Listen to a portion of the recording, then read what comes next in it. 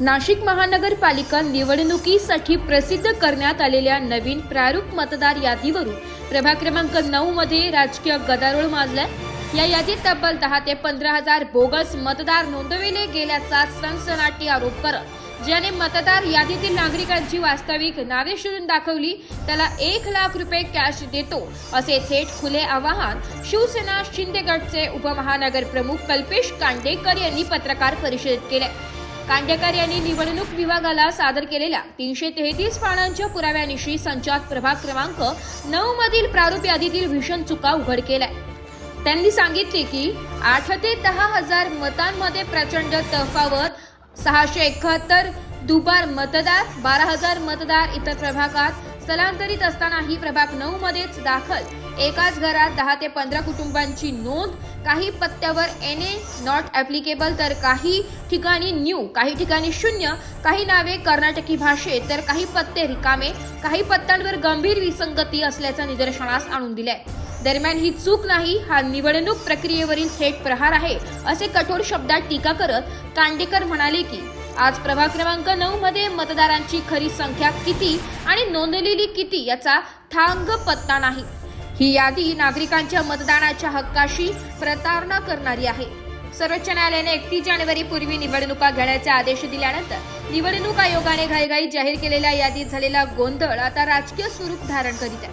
प्रभाग क्रमांक 9 मधील नागरिकांनीही मोठ्या प्रमाणात हरकती दाखल केलाय।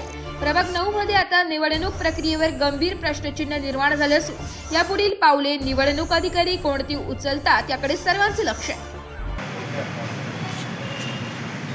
आज सगळीकडे पाहता निवडणुकीचं बिगुल वाजलेलं आहे। आपल्या नाशिकच्या महानगरपालिकेच्या हद्दीत असलेल्या प्रारूप याद्यासुद्धा जाहीर झाल्या व त्या प्रारूप याद्या 7 दिवस चालण्यासाठी खूप कमी असल्या कारणामुळे आपण त्यांना निवेदन दिलं होतं का याची मुदत वाढ भेटावी आणि ती त्यांनी ॲक्सेप्ट करून आपल्या 3 तारखेपर्यंत त्यांनी मुदतसुद्धा दिलेली आहे। मग एवढ्या कालावधीमध्ये आपण ज्यावेळेस मतदान याद्यांवर काम करत होतो किंवा माझी जी यंत्रणा काम करत होती तेव्हा काही अशा गोष्टी निदर्शनास आल्या की लोकसभा ते आणि विधानसभा याच्यामध्ये खूप मोठा मतदानाचा तफावत आहे। बरं, ही तफावत आहे त्याबद्दल दुमत नाही, पण असे काही हजारोच्या संख्येमध्ये मतदान आढळून आले का जिथे निवडणूक आयोगानेच ज्या मतदान याद्या प्रसिद्ध केलेल्या आहेत त्यात म्हटलेलं आहे की नॉट ॲप्लिकेबल किंवा डॅश मारलेली आहे किंवा शून्य आहे, असे वेगवेगळे काही हे आहे। मग ही निवडणूक काही जादूटोणा झालेला आहे का या निवडणुकीमध्ये, का अचानक सगळ्यांचे पत्ते गायब झालेले आहे। एकाच घरामध्ये असे सुद्धा खूप काही गोष्टी सापडल्यात की एकाच घरामध्ये 1 नंबरच्या घरामध्ये कांडेकर पण राहतो, शेख पण राहतो, पाटील पण राहतो, असे असंख्य वेगवेगळ्या नावाचे व्यक्ती 1 नंबरच्या घरामध्येच राहत आहेत। म्हणजे त्याला कुठलाही प्लॉट नंबर नाही, गट नंबर नाही, सर्वे नंबर नाही, जे की ही निवडणूक काय वैयक्तिक कोणासाठी ठरवून घेतली जाते का असा प्रश्न तिथं निर्माण होतो। आता तुम्ही बघत असाल, हे तुम्हाला दाखवतो निवडणूक आयोगाने ज्या मतदान याद्या जाहीर केलेल्या आहेत त्याचं त्यांनी प्रश्नचिन्ह मार्क केलेलं आहे। जर ते निवडणूक आयोग जर स्वतः प्रश्नचिन्ह मार्क करत असेल तर मग या मतदान याद्या प्रसिद्ध कसं काय झालं। अगदी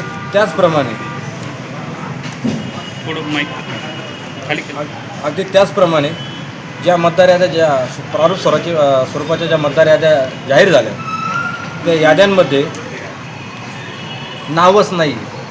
मग त्याचा जरा सखोल अभ्यास केला आणि त्याचा एपिक नंबरवर सर्च केल्यानंतर 1 सेकंद फक्त रिसिव्ड कॉपी दिलेली आहे। ही अशी परिस्थिती असताना मग ह्या निवडणुकीत जे तुम्ही म्हणतायत का युवकांना आपण पुढं आणलं पाहिजे राजकारणामध्ये, पण जर ह्या असा याद्यांचा गोळा असेल तर ह्याच्यात येणारी जी लोकशाहीच्या दृष्टीने आपण जे निवडणुका बघितल्या जातात त्या लोकशाहीच्या दृष्टीने नसून या हुकुमशाहीच्या दृष्टीने आहे असं म्हणायला काही वावं ठरणार। तुमचं पुढचं पाऊल काय असतं? पुढचं पाऊल काय असणार आपलं? पुढचं पाऊल काय असणार? मी याच्यावर हरकती उचललेल्या आहेत। जर ह्या गोष्टी जर मार्गी लागून जर येणाऱ्या 22 डिसेंबरला जर ह्याच्यावर प्रारूप याद्यांचं जे फायनल याद्या येणार आहे त्या जर पूर्णत्वास स्वच्छ सुधारित जर आल्यात तरच आपण थांबणार आहोत, नाही तर हे आपण पिटिशन कोर्टामध्ये दाखल करणार आहोत। तुम्ही जर बघितलं तसं जर तुम्ही बघितलं तर 0 नंबरचं घर हे 0 नंबरचं घर आहे। आता हे 0 नंबरचं घर म्हणजे कसं शोधायचं आम्ही? तसंच मी ज्या एरियात राहतो राठोड पार्कमध्ये,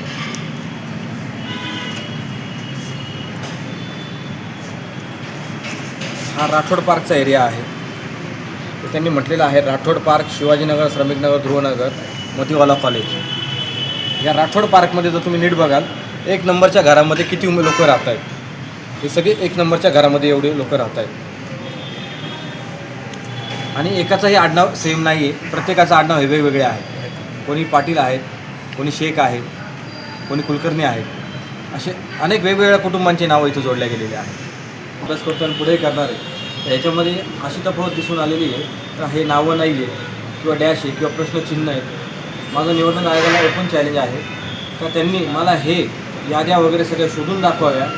प्रत्येक घर मला सर्वसामान्य नागरिकांनी जरी मला यादीमधले घरं वगैरे जर सगळे दाखवले यादीमधले असलेले, तर मी त्यांना 1 लाख रुपये हे टेबल कॅश द्यायला तयार आहे. कारण की हा घोळ न संपणारा आहे आणि न सापडणारा आहे. ज्यांचे घर नंबरच नाही आहे त्यांचा तुम्ही ॲड्रेसच शोध घेऊ शकत नाही. हा खूप मोठा घोळ आहे. जर निवडणूक आयोगाने मला जर हे सगळे ॲड्रेस जागेवर दाखवले तर मी त्यांना 1 लाख रुपये.